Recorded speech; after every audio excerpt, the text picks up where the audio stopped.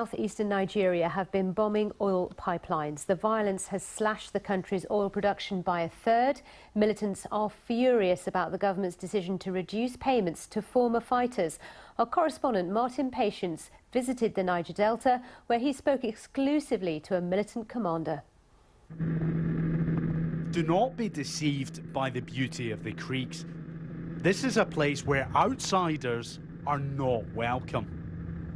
Militants are back in business in the Niger Delta, bringing chaos to the economy.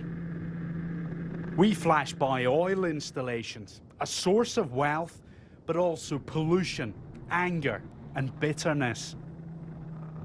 Meet one of the men behind the mayhem, a militant leader. He didn't want to be named.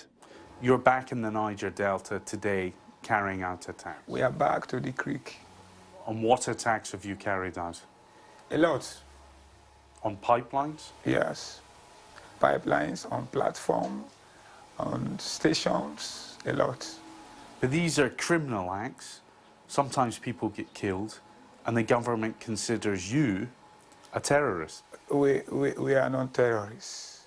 We always demanding for our rights. We have been slaves for so many years. We are not fighting it for selfish purpose. We are doing it so that our communities will be developed. If the government doesn't reach an agreement with groups like yours, what do you think will happen? Things will be getting worse. Cut off in the creeks, communities feel overlooked. They're an hour's boat ride from the nearest hospital. Astonishingly, this university was built in the heart of the Delta. It was supposed to train locals to work in the oil industry. But it has no students, no staff, and for this tribal chief, it's a symbol of broken government promises. We feel seriously neglected that for the first time, the federal government established an institution like this in this place, and then turning around to say that they will not go ahead with the project. That is, it speaks volume of how the government thinks about the people in the Niger Delta. They don't care. They don't care about us. Oil's fueled corruption and violence, bringing little in the way of hope. This palace belongs to a local king. It was bombed by the army 7 years ago, but locals have left it as a reminder of what the government did to the people.